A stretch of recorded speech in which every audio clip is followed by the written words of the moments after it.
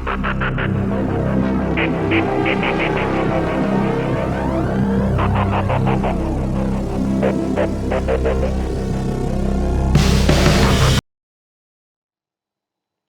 दोस्तों, आप सभी का मेरे इस YouTube चैनल लॉ अनलिमिटेड में स्वागत है। आज मैं आपके लिए आंध्र प्रदेश हाई कोर्ट का एक ऐसा जजमेंट लेके आया हूं, जिसके अंदर हाई कोर्ट ने वाइफ की मेंटेनेंस को बरकरार रखा, इसके बावजूद कि वो काम करती थी और साथ ही साथ उन्हें पेंशन भी मिलती थी। लेकिन ऐसा बहुत कम केस में हम देखने को मिलते हैं कि जब वाइफ काम भी कर रही हो और उन्हें पेंशन मिलती हो तो उनको मेंटेनेंस दिया जाता है, लेकिन इस केस में दिया गया है। इसीलिए मैंने इस जजमेंट को कवर किया है ताकि हम देख सकें कि इस केस में ऐसा क्या हुआ जो आंध्र प्रदेश हाई कोर्ट को वाइफ को मेंटेनेंस बरकरार रखना पड़ा और हस्बैंड की पिटीशन को रिजेक्ट करना पड़ा। दोस्तों, किसी भी ऑर्डर और जजमेंट को पढ़ने के लिए काफी समय चाहिए होता है और हम इसे डेली बेसिस पे नहीं कर पाते क्योंकि इसमें घंटों लगते हैं अगर हम एक भी जजमेंट या ऑर्डर को पढ़ें। इसीलिए मैं ऐसे वीडियो को बनाता हूं जो 5 मिनट में सारे जजमेंट और ऑर्डर को कवर करते हैं और आप आसानी से इसे कहीं पे भी बैठ के देख सकते हैं। इसीलिए ज्यादा से ज्यादा ऑर्डर और जजमेंट को पाने के लिए इस चैनल को सब्सक्राइब करना ना भूलें।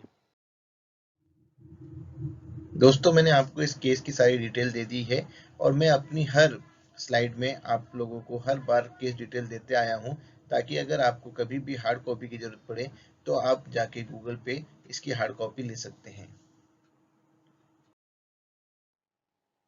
आइए अब हम इस केस के थोड़े फैक्ट्स देख लेते हैं। वाइफ का कहना था कि उनकी शादी 22 साल पहले हुई थी और हस्बैंड का गांव की ही एक महिला के साथ नाजायज संबंध थे। इसलिए वो मुझे लोहे की रॉड से मारते थे और मुझ पर गर्म चाय भी फेंक दिया करते थे। और जब मुझे लड़की पैदा हुई तो मुझे घर से निकाल दिया गया और मुझे अपने भाई के घर में जाकर रहना पड़ा। और बाद में मेरे पति ने दूसरी शादी कर ली। मेरी लड़की की शादी के बाद एक बार फिर मुझे घर से निकाल दिया गया और कहा गया कि वापस ना आए इस घर में। इसके जवाब में हस्बैंड का कहना था कि वाइफ के शादी से पहले ही किसी के साथ संबंध थे और आज भी वो किसी और के साथ रह रही हैं। उसने खुद मुझसे कहा है कि घर वालों के प्रेशर में आकर उसने मुझसे शादी की थी। मैंने बहुत बार कोशिश की उसे वापस घर लाने की, लेकिन उसने घर आने से मना कर दिया और अब वो किसी और के साथ रह रही है। सारी आर्गुमेंट्स को सुनने के बाद मजिस्ट्रेट ने हस्बैंड को वाइफ को हर महीने 3,000 रुपए देने के लिए कहा, जिससे एग्रीड होकर हस्बैंड ने यह अपील प्रिफर की है हाई कोर्ट में। आइए अब हम देखते हैं कि पिटिशनर का क्या सबमिशन था। पिटिशनर के वकील का कहना था कि वाइफ के किसी और के साथ नाजायज संबंध है और इसीलिए वो हस्बैंड का घर छोड़ के चली गई हैं। वाइफ को गवर्नमेंट से विडो पेंशन ऑलरेडी मिल रहा है और साथ ही साथ वो काम भी करती हैं जिससे उन्हें पैसे मिलते हैं, इसलिए उन्हें मेंटेनेंस की कोई आवश्यकता नहीं है। और रही बात हस्बैंड की, तो वो बहुत ही बीमार रहते हैं और उनकी फैमिली बहुत ही बड़ी है जिससे वो मेंटेन नहीं कर पा रहे हैं, तो ऐसी हालत में वो मेंटेनेंस नहीं दे पाएंगे वाइफ को। रिस्पोंडेंट को नोटिस मिलने के बाद भी उनकी तरफ से कोई भी कोर्ट में पेश नहीं हुआ। तो आइए हम देखते हैं कि कोर्ट के सामने इशू क्या था।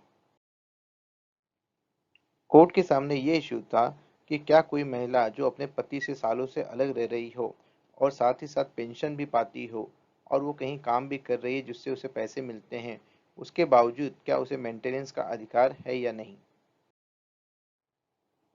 अब हम देखते हैं कि कोर्ट का क्या ऑर्डर था। सारे रिकॉर्ड्स को देखने के बाद कोर्ट ने हस्बैंड की पिटीशन को रिजेक्ट कर दिया।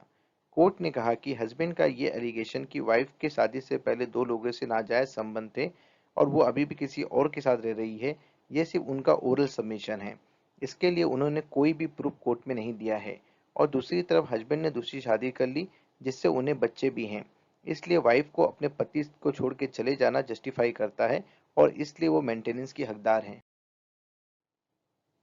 और रही बात रिस्पोंडेंट की कैपेसिटी की अपनी जीविका चलाने के लिए, तो इसमें कोई संदेह नहीं है कि उन्हें पेंशन मिलती है, लेकिन हमें यह देखना होगा कि किन कारणवश उन्हें ऐसा करना पड़ा, क्योंकि उन्हें घर से निकाल दिया गया और इसलिए सिर्फ उनके पेंशन पाने की वजह से उनके मेंटेनेंस को रिजेक्ट नहीं किया जा सकता है।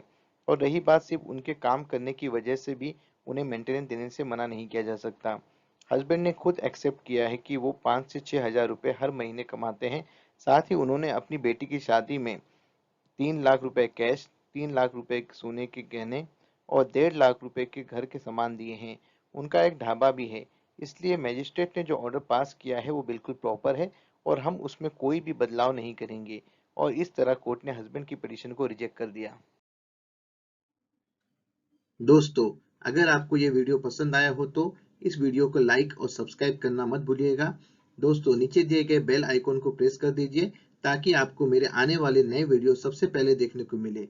तो दोस्तों, फिर से मिलते हैं एक और नए वीडियो के साथ। तब तक के लिए अलविदा।